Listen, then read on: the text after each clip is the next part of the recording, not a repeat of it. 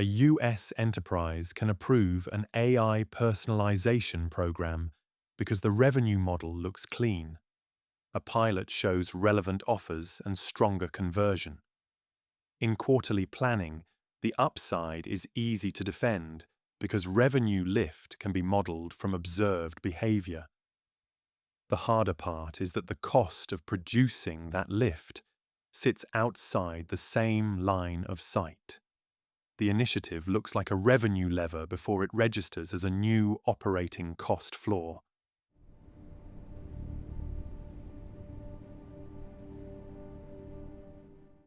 That is the economic tension. The benefit appears first. The cost structure becomes visible later. The prevailing assumption treats personalization as an efficiency overlay whose marginal costs stay low once models reach production.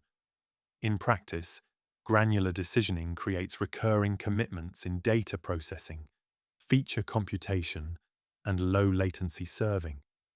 These commitments behave less like a clean variable expense and more like an elevation of the cost floor. The gain is real, but only if the operating layer required to produce it remains contained. To clarify the relationship, consider a simple schematic. Baseline revenue sits at the bottom. Above it is a personalization uplift layer created by better match quality. Beneath both is an infrastructure commitment layer for data, models, inference, monitoring, and integration support. The uplift layer may rise during adoption and then flatten as saturation or competitive parity appears. The infrastructure layer does not decline with the same symmetry. This is the central margin problem. Personalization can raise revenue while raising the minimum cost required to participate. The revenue impact appears where customer heterogeneity is substantial and better matching changes behavior. In US digital commerce, this appears in recommendations and personalized offers. The effect can show up as higher revenue per session or stronger conversion, but the system must produce relevance that exceeds simpler rules and the baseline customers already expect. The net margin contribution narrows once sustaining relevance at scale is counted. Signals, models, inference, and legacy integrations all require recurring support.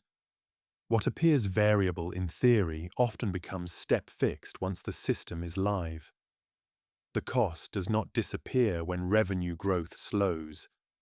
Under US market conditions, this stickiness matters because personalization programs face quarterly budget pressure. Once scaled, the program competes with other OPEX priorities. Finance teams ask whether the lift remains attributable and large enough to justify the full cost stack. Revenue is visible at the customer interface, while cost is distributed across operating systems. Attribution adds another constraint. In complex journeys, revenue movement rarely belongs cleanly to one system. Statistical attribution can estimate contribution, but it leaves uncertainty. Mature finance reviews shift from gross lift to contribution margin. The apparent revenue expansion holds only if measurement separates new value from activity that would have happened anyway. The economic compression sharpens under competitive diffusion. Comparable capabilities often appear within similar timeframes. What first looks like differentiation becomes the expected standard. Competitors imitate, vendors standardize, and customers adjust. Over time, the revenue premium can narrow even though the operating requirement remains. A firm that reduces investment risks weaker engagement. A firm that sustains investment may preserve parity without earning a premium.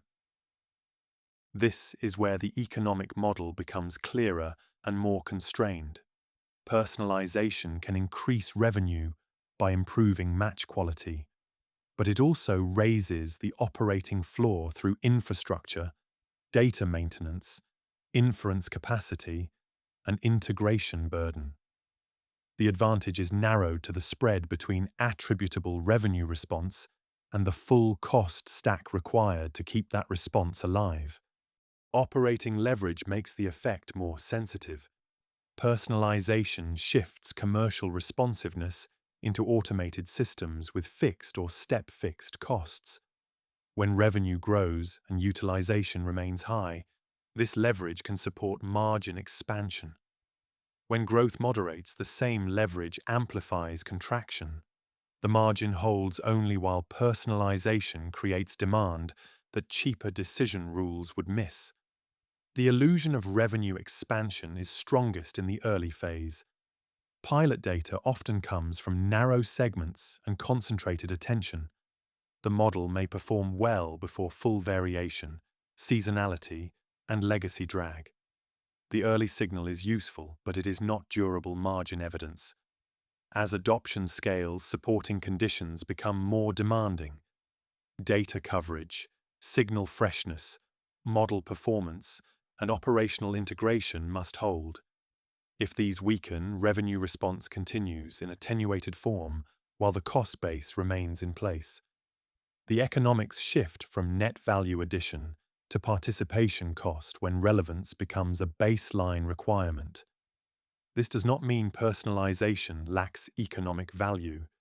It means the value is conditional.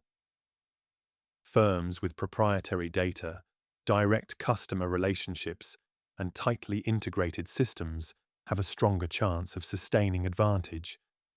They can respond to behavior that competitors cannot observe or operationalize as quickly. Sustainable advantage appears where personalization is attached to assets competitors cannot cheaply copy. The practical measurement discipline is financial. A durable program should be evaluated through cohort revenue response, contribution margin, isolated infrastructure expense, and comparison with simpler alternatives. The stronger test is whether personalization outperforms lower-cost decision rules after shared operating costs are counted. The schematic introduced earlier captures the narrowing. Baseline revenue remains. Personalization adds an uplift layer. Beneath it sits a persistent infrastructure commitment layer that does not automatically contract when the uplift flattens. The margin question becomes whether the uplift remains defensible after the operating floor has moved upward. Personalization creates revenue impact when match quality produces attributable demand above the cost of sustaining the system. It compresses margin when the capability becomes a competitive baseline supported by a higher fixed or step-fixed cost structure. In personalization economics, the decisive question is not how much revenue the model finds. It is how much margin survives after finding it.